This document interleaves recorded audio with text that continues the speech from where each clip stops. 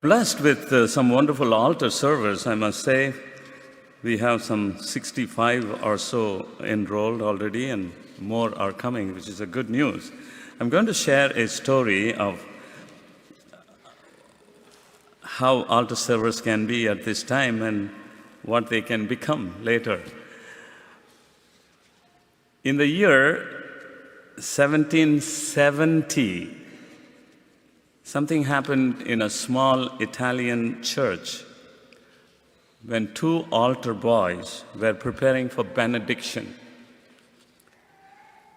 Annibale della Ganga and Francesco Castiglioni. They entered the sacristy, put on their albs, and grabbed the heavy brass candlestick. Not like the ones we have, these are wooden ones. They had brass candlesticks.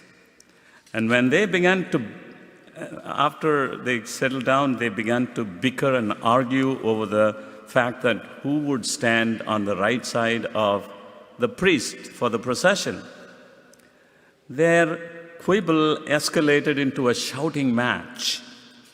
Alarmed parishioners turned their heads to the back of the church to see the commotion. And that's when it happened.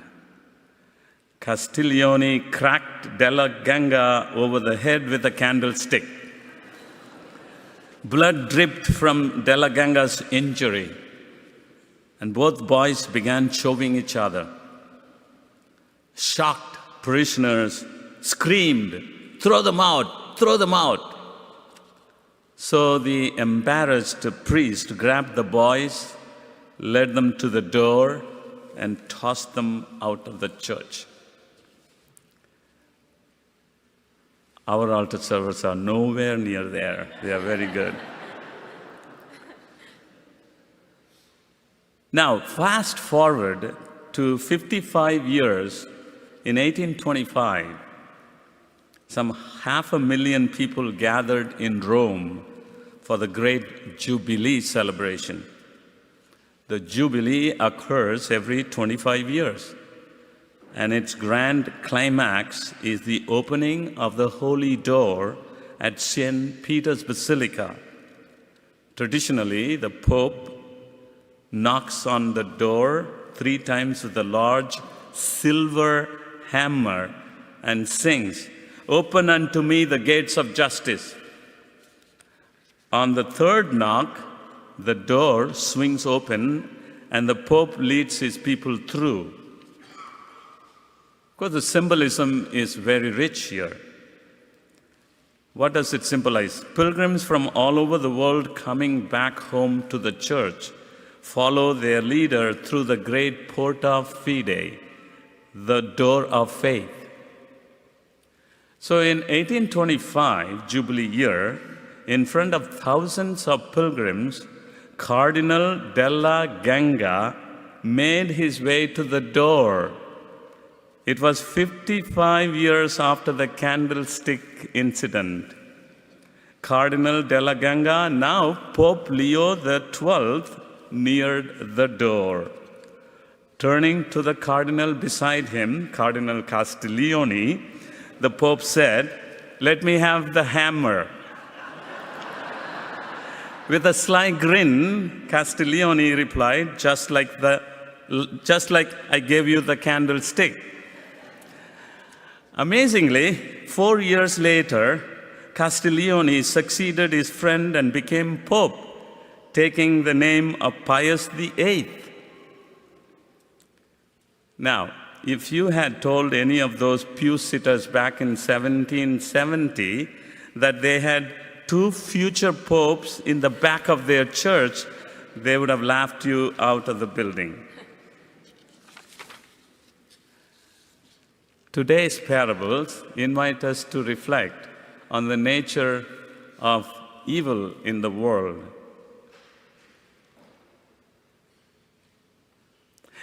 If given a choice, we would be the first people, like the slaves of the owner of the farm, giving him advice when they saw both wheat and weeds growing together. They said, shall we pull them out? Shall we pull out the weed? We would be the first ones to scream and say, simply eliminate all the evil people in the world, especially, like, say, prison systems in the world. Destroy all of them. What's the use for them? Fortunately, it is not how Jesus sees the issue. Jesus invites us to know that people who used to be bad can turn around. Always leave room for God to work. We can think of the many whom we wrote off as enemies have now turned to be good friends. On the other hand, we can also let weeds grow in us. We ourselves know that there are times we behave in ways that we do not recognize ourselves, behaviors that we want to change. We all have some darker side or shadier side to each of us. We know that we are not perfect. The parable of the wheat and the darnel, or the weed, gives us this beautiful example of what kind of seed we are. Last week we heard the parable of the sower. The question there was, what kind of soil are you? You're good soil or bad one? But today the question is, what kind of seed are you? The parable also invites us to have patience, for it takes time for the seed to grow. And it also invites us to not pass judgment on others. So often, good and evil are so intertwined, it's so difficult to distinguish, because the darnel, the weed, almost looks like the wheat itself until harvest time. There is a Russian novelist and historian, Alexander Solzhenitsyn, who wrote a well-known book called The Gulag Archipelago. He won a Nobel Prize for Literature in 1970. This book focused on his experience of the Soviet prison system. He based his novel on his own experience and on the testimony of 250 former prisoners. Alexander might have been tempted to argue that he, the innocent one, had been imprisoned by evil people. However, he offers this sobering observation. If only it were all so simple. If only there were evil people somewhere insidiously committing evil deeds, and if it were necessary only to separate them from the rest of us and destroy them. But then he says this line, but the line dividing good and evil cuts through the heart of every human being. Just think of it. The line dividing good and evil cuts through the heart of every human being. Beautiful observation.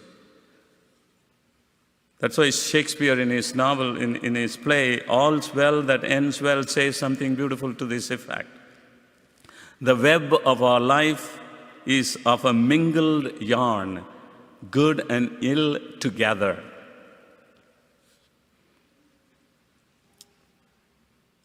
We in our lives encounter many people, and we ourselves find ourselves to be a mixture of both good and bad, saintliness and sinfulness, purity and lasciviousness, and honesty and hypocrisy, and so on.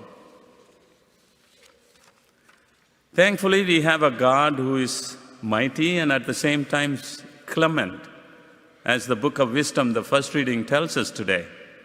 God's justice is both mighty and clement, that is to say, is both powerful and merciful at the same time. Thank God it is God who judges. As St. Paul tells us in 1 Corinthians, there must be no passing of premature judgment. Leave that until the Lord comes. Remember, there are three parables proposed to us. One is wheat and the weed, and the second one is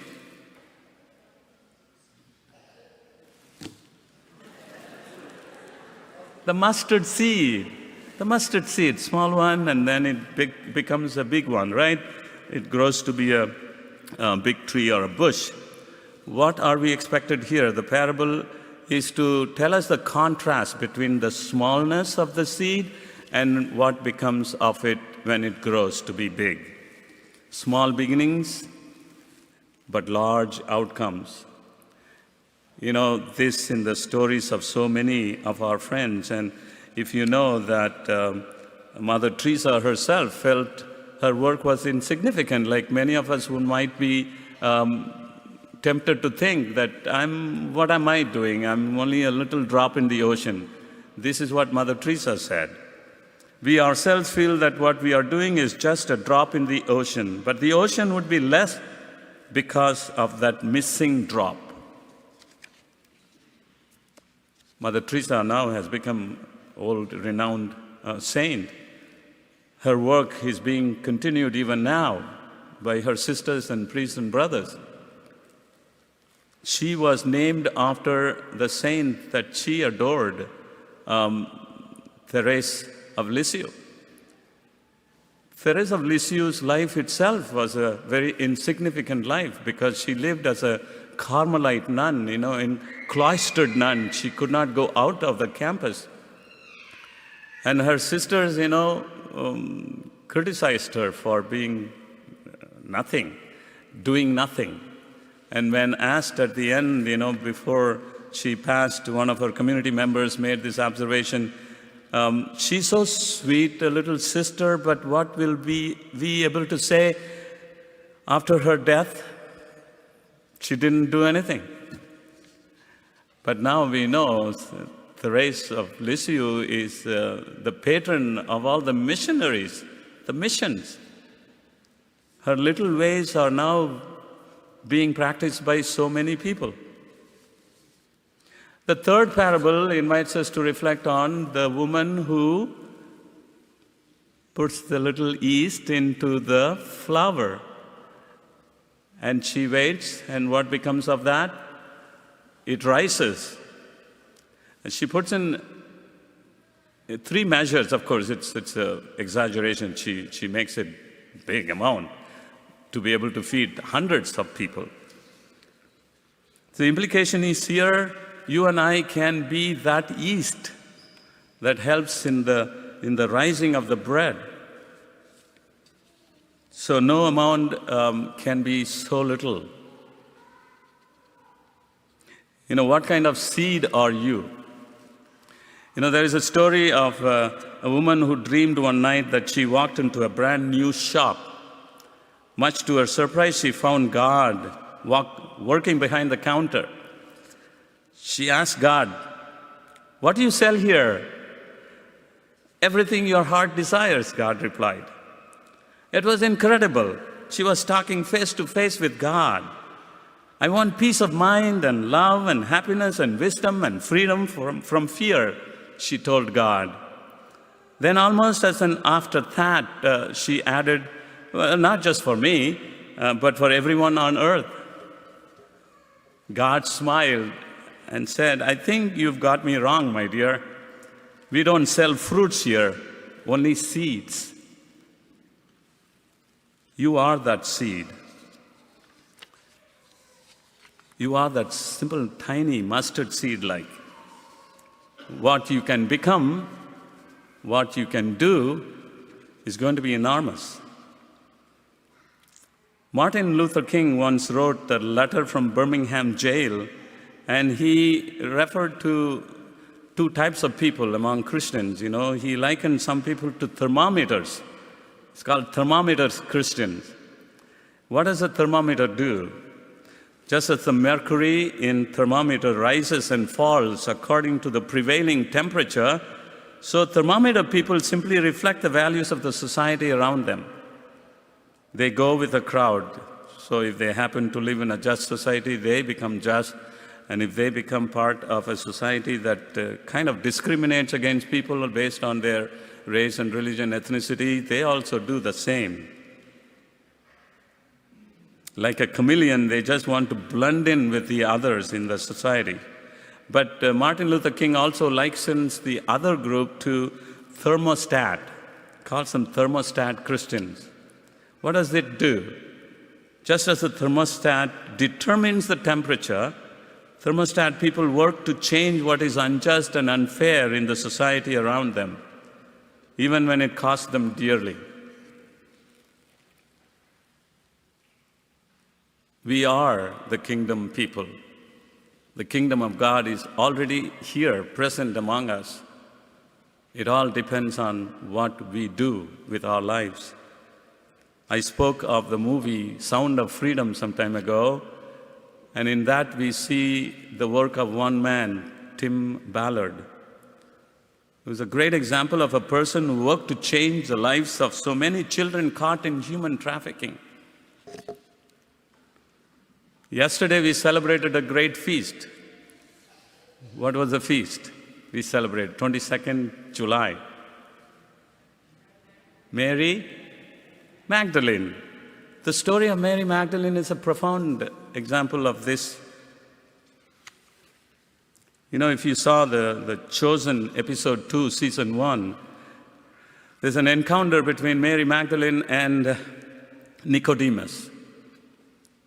Mary is talking about what happened to her in her conversion and says this: I was one way and now I am completely different.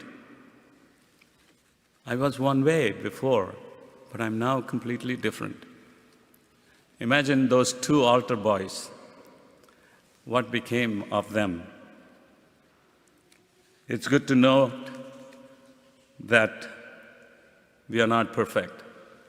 As John Steinbeck said, now that you don't have to be perfect, you can be good.